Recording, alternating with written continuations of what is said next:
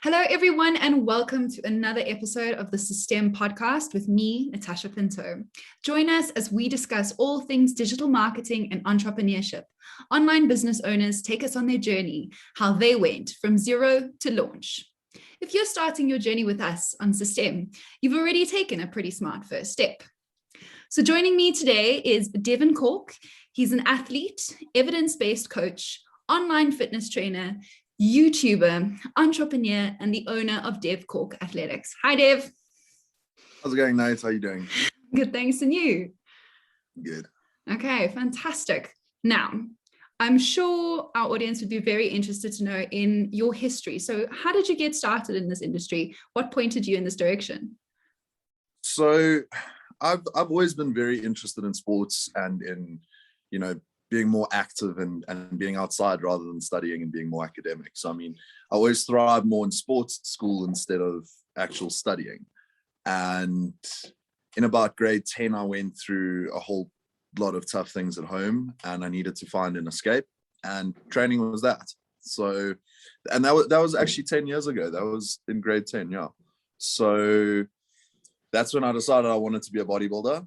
And out of school, I worked towards that to be able to fund that because, prepping for a show is incredibly expensive, for supplements, for your food, for, hiring a coach like myself, something like that. And I faded more towards the work life instead of going back to study. And through that, I found out about another sort of company that trainers are affiliated with. And through that company, they're almost boosted and advertised more and have this library of workouts and of nutrition and everything behind them. And I found this company and, started working with them. And that gave me the experience to actually realize, listen, you can do this by yourself. You don't need to be paying someone else to use their stuff. You can actually produce all of this yourself. And that just spurred on my love for finding out more. I always have questions about everything. If you tell me something, I will question it. And that for me with training comes in when someone says this works better than that. And I would say, no, but why? Why is this method better? Why is that method better? And that spurred me into the part of being more research and evidence-based.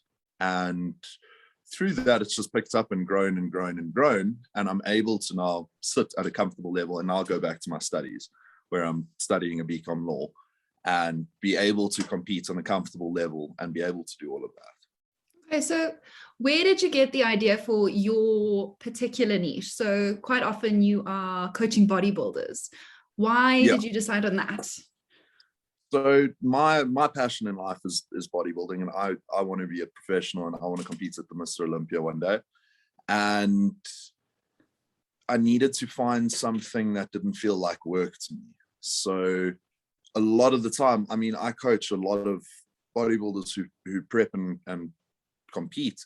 I prep lots of them for free because that's what I love doing. If someone is desperate for this help to get onto stage, I would love to help them. And for me to then on top of that be paid to do it, well, then it's a dream. So a lot of the time when I'm working with athletes, and if someone wants me to go to their show, for example, it's like, well, yeah, I'm going to be there anyway because I want to be there. So it really was about finding something that made it feel like I'm never working, really. Yeah, I agree. I think most entrepreneurs, especially if you're trying to get out of the rat race, you're aiming for something that doesn't feel like work and something that really does feel like you're adding value and being rewarded at the same time. Okay. No, absolutely. Yeah. Now, you spoke a little bit about some of the tools that kind of got you started in the fitness industry. What kind of tools do you use now? Because as an online fitness business owner, it's not just a blog that you can rely on. Yeah. So, I'm completely online. I've only done about a year or two worth of in-person one-on-one sessions. And I realized in that year or two, I absolutely hated it because in that time, I wasn't coaching people that I wanted to. I was coaching people who just wanted a trainer instead of coaching athletes and bodybuilders and things like that. Whereas being completely online, you broaden your scope of where you can work. So it's not like you can only coach bodybuilders in Sandton or in there. I've got reach all over the world now with social media.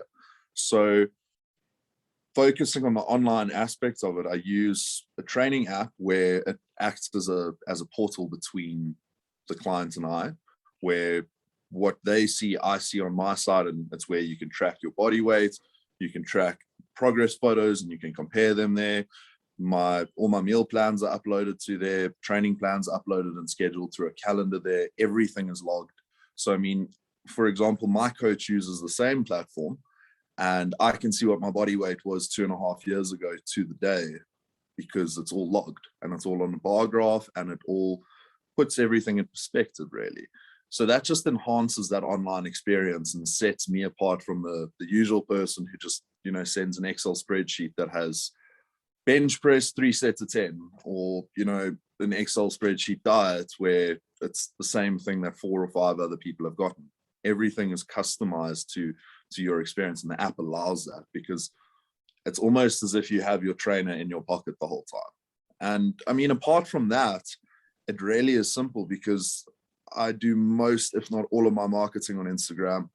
And I mean, Facebook, I get, in the last 6 years worth of coaching, I've probably gotten 5 or 6 clients directly from Facebook, whereas I get that every 2 months from Instagram. So yeah, it's the different markets. And with me, aiming at a younger market is something like this app works incredibly well, because lots of older people aren't into using things like that. They would prefer the paper, getting sent a hard copy of it. Whereas these sorts of tools allow me to actually interact a lot better.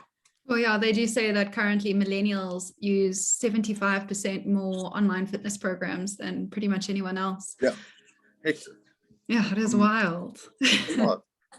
And because I'm privileged enough to have taken a peek at the tools that you use, I think it's really impressive that not only is it like such a wonderful link between you and your clients, it is also a great way for them to track their own progress. Would you ever consider creating an app like that that's just for you and for your clients? I have considered it. At the moment, it's not something I'm looking at doing, because it would be a lot.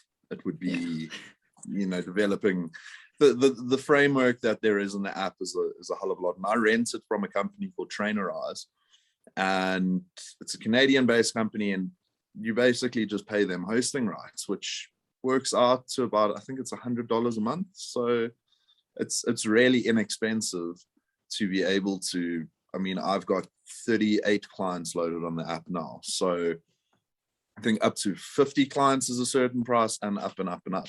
And I've experienced and tried out a few other different fitness apps, and they're also buggy and, almost like sticky, if you'd call it that, where things just, buttons don't work and this doesn't. Whereas Trainerize has been around. I used it. First time I used it was the first coach I had, which was in 2015. So 6 years ago was the first time I used that app, and it's just grown and grown and grown now. Yeah. Okay. And then how do you manage obstacles as an entrepreneur? What are some of the things that you face that kind of get in the way of business, and how do you get around them? So I think largely when you're being an entrepreneur, you rely on yourself and your own mental sort of drive a lot more than anyone else. You can't just rock up to work and, go through the motions and then leave. It's not like you're a lawyer who's going in and writing up the same contracts and doing this and just going through the motions. When you're an entrepreneur, you're constantly looking to grow, to, be better, to improve, to move forward. Your company's your baby. So you constantly want that to keep going. So I think a lot of the time, one of my struggles is actually being able to compartmentalize those sorts of things, where I can actually say, right, I need to focus on work for these 3-4 hours a day, and then focus on that for this, be able to split things up like that, because otherwise I'll work for 8 hours straight, and that'll take such a mental strain on me that the next 3 days will be so unproductive, and then I'll fall behind. So that's all up to me. I don't have a boss telling me how long to work, how short to work, what my deadlines are. That's all up to me. And I think being put in that position makes someone grow up a lot quicker than you'd realize, because you realize that, well, if you don't do it, you're not going to get paid. So, and it's that simple. It's not like there's a guaranteed salary at the end of the month. And it's almost an anxiety-inducing sort of living experience, but at the same time, it's a lot more comfortable, because I know, for example, now during COVID, that I'm still going to get the majority of what I'm meant to be paid. Whereas someone who's working for, let's say, a big corporation, all of a sudden COVID hits and now rioting hits, all their shops are looted. They don't have any capital to pay off people, and they need to retrench a whole lot of staff. They don't have that money to, where those people not going to get a salary guaranteed. Whereas me, I've got 38 different clients who pay me. So it's unlikely that all of them at once buckle, you know? Yeah, you've kind of escaped the interesting economy that we've got going on in South Africa at the moment. Yeah. Essentially, yeah. And I think it's a blessing and a curse that you are so responsible for your business. You get direct output from your business. Like the hours you put in, you get your results, you get that return on investment almost immediately. Yeah. And it does make you the man at the bottom line, but it also means like when you take a break, you're fully aware of what you're missing out on. Yeah. No, absolutely. All right. And then a big question that comes up for all kinds of entrepreneurs is failure. Now, especially if you're starting a business, and a lot of entrepreneurs speak about the fact that their first few failed, they flunked, they didn't work, or they worked too hard for too little reward. So has there been a time where you've experienced failure, and how did you manage it? So I've never really, I wouldn't necessarily say failure as a point where I'm like, oh shit, I'm at failure, or anything like that as a destination, but rather I've realized when I'm doing things really badly and I'm about to land on my ass, basically. And it's the way I deal with that is again taking accountability and realizing that, well, if I'm not doing well, I mean, it's not like I produce a product that has to have super high demand. There's always going to be a demand for a trainer. There's always going to be a demand for a coach. So if I don't have clients, that's down to me. That's not down to the fact that there's less demand for trainers. And so I know that if I'm not getting the income I need to pay all my expenses, to cover that, or to look after myself or anything, I know that that's because I've been slacking on it. And that forces me to take the back seat and say, okay, we need to reevaluate things. We need to try a bit better. And luckily over the past, I've been completely independent as a coach, living on my own for the past 2.5 years now. And luckily in that time, I've only come close once or twice and been able to pick myself up and be able to get back to that comfortable space, Okay, no, that's amazing, especially considering you're quite a youngster. So just tell our audience how old you are so that they can see that this is quite amazing. 25, yeah, I'm 25. Been doing it all for the last 2.5 years. It's impressive. Okay, so I'm going to crunch some numbers for you so we can talk about this online fitness industry, because while it may have taken a hit because of COVID, I also think that there's been a kind of boom to it, because suddenly everyone is forced to be at home. So the global online fitness market is expected to grow from $5.5 billion US, which was 2019, to $49.17 billion in 2027. So that's an incredible, exponential growth in the next couple of years. And that's not surprising at all, because if you look at it from a bodybuilding perspective now, not just a health and wellness side of it, if you look at it from the actual competitor side and the actual how that's growing, there's a new division, classic physique, which is more attainable in a sense. It's smaller than the massive open guys, but now it's becoming more appealing. So obviously the big freaky mass monsters have always been the calling to these shows. I mean, who doesn't want to see 145 kilos of unadulterated muscle just standing there? So those oaks, for example, win I think prize money at the Olympia last year was $350,000 for first place. And that grows each year. All the other divisions, the maximum prize money has only ever been $10,000. So that shows you the revenue streams and how much each one brings in. Well, this year, Classic Physique is said to be half of what Open's prize money is. So that just shows that one division in bodybuilding has grown by 3-4 times in a year. And that's one division at one show. That just gives you perspective of how many more people are competing in that one division. Now think of how that's growing the entire sport, and that's over the 1-2 years. Yeah, and then that entire sport is like a small niche in this bodybuilding is probably 5% of the health and wellness industry. Yeah. Right. And then on to fitness apps. So millennials use it more than any other age group, and women use it twice as much as men. So do you find that your online training programs and your online fitness coaching appeals more to women? Yeah, I've got 2/3 of my clients are women. Okay. At least 2/3 of my clients are women. And it's gone to a point where 3/4 were at a point. And I think it comes down to, there's a bit of psychology behind it, and that comes down to that men aren't willing to ask for help as much. Maybe there's that, because a lot of the time you have to, very often someone comes to you asking for help, and then you have to convince them that you can help them. Like someone will come to you saying, I'm struggling to lose weight, and you say, okay, I can help you, you need to do this, and that. And the person says, no, but I know that already, that doesn't work, so I'm just going to keep trying. And then it's almost like you have to convince them, no, you're being a bit of a, come on.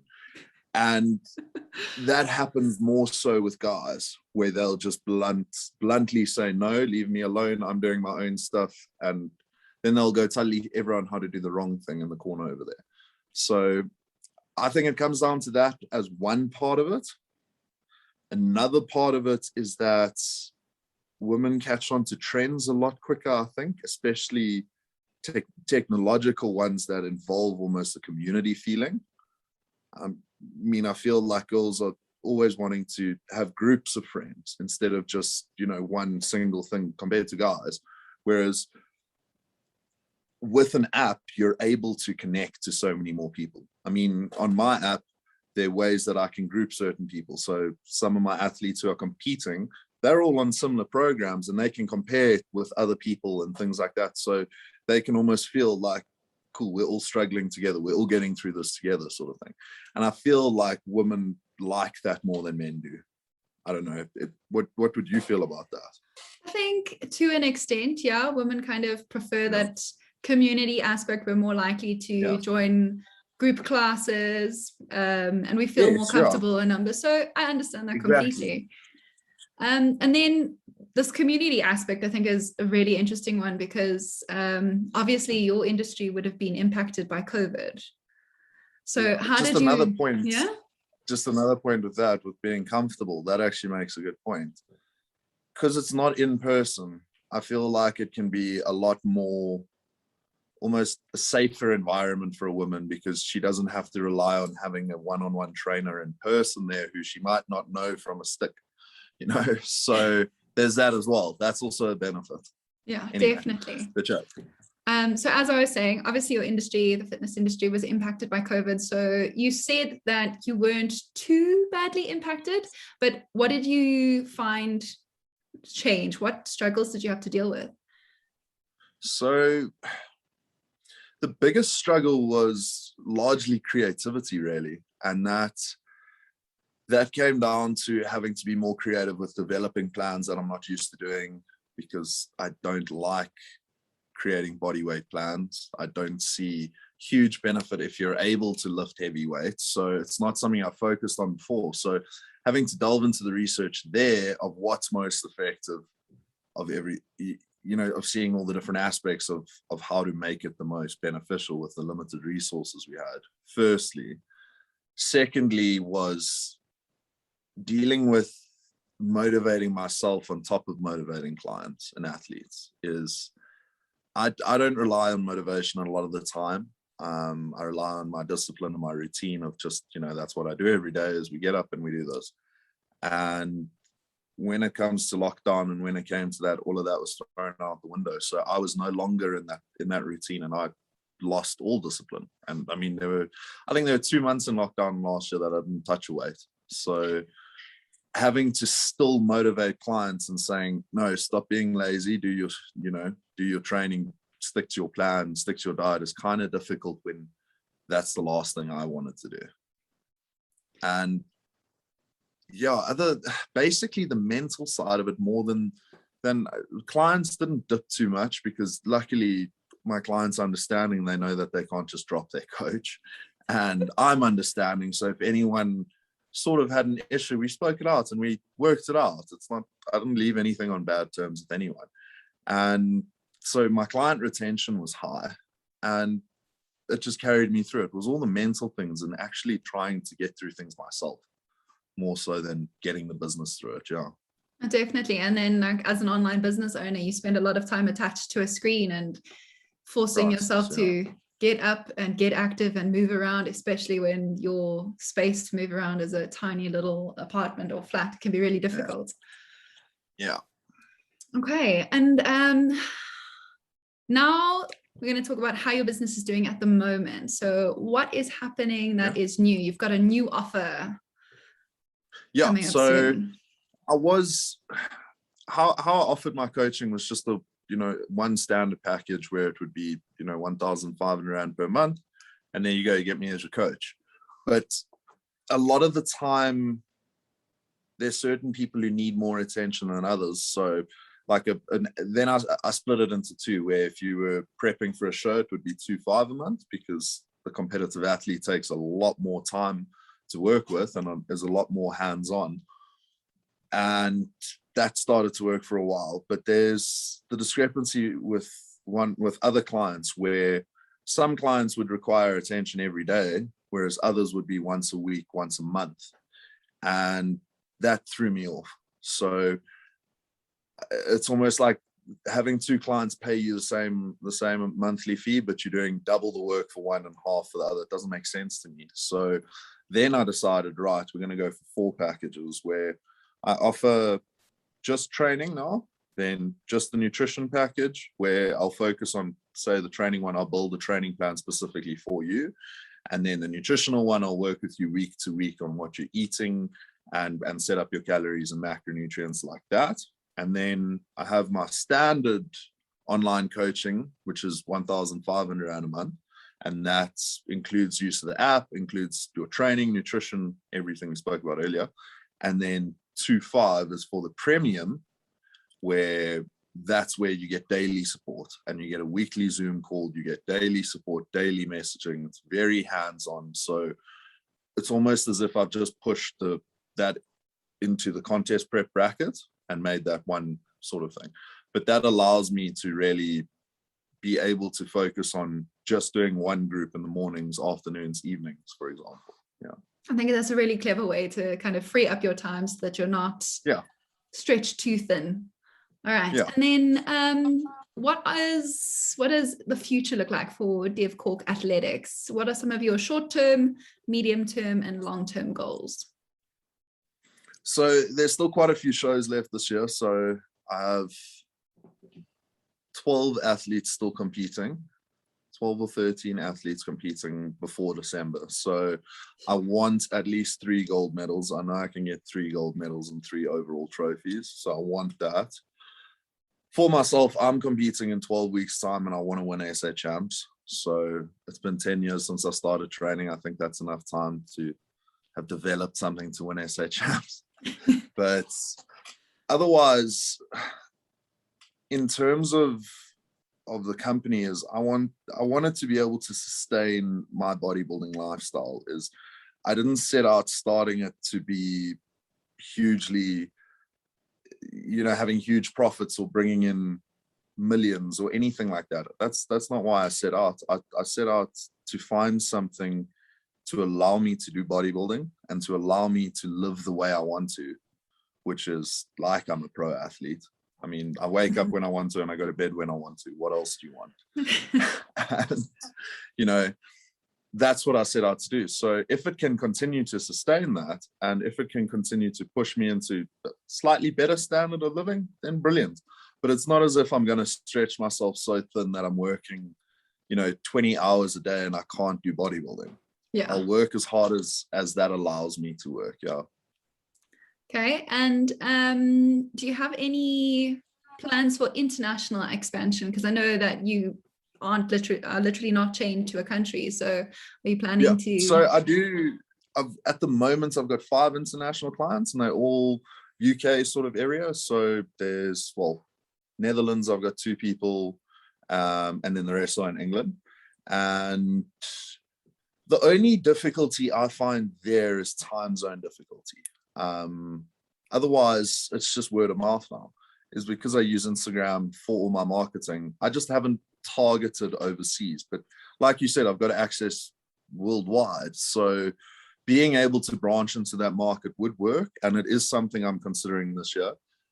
Because obviously, for example, in the States, coaches charge for their standard packages 3 times what I do for my normal one. Yeah. So being able to get into that market would be great, but I need to be miles ahead of the rest. I need something to set me apart from the rest. So that's why I'm getting this law degree. That's why I'm continuing studying with my nutrition and everything, and taking that further so that when I do pitch it almost, then it's successful. And it's not me putting tons of capital, tons of energy into something that doesn't work.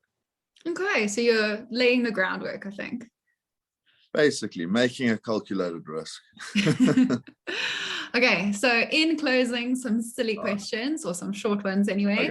Okay. What is one book, podcast, or resource you could recommend to an entrepreneur just starting out? To start, is this like a business book?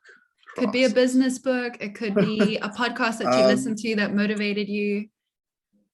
So a podcast that I listen to regularly is Joe Rogan's podcast, and specifically where he interviews people like, Neil deGrasse Tyson and Elon Musk and these hugely knowledgeable people. That's really it. I'm about to listen to one with Quentin Tarantino. So brilliant. Big minds. Listen to big minds, really. That's how I've learned. Okay. And then is there any advice you would give to your 18-year-old self looking back? Yeah, stop talking so much and listen to what others have to say. Christ, just listen more. It's a good word of advice for anyone at any age.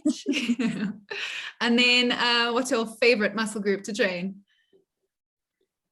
At the moment, actually legs, funny enough, which is the most difficult and the most painful, but that's why it's the most enjoyable right now. Very rewarding. And then where can our listeners find you? So if you tell me your tags out loud, I will pop them in the comments.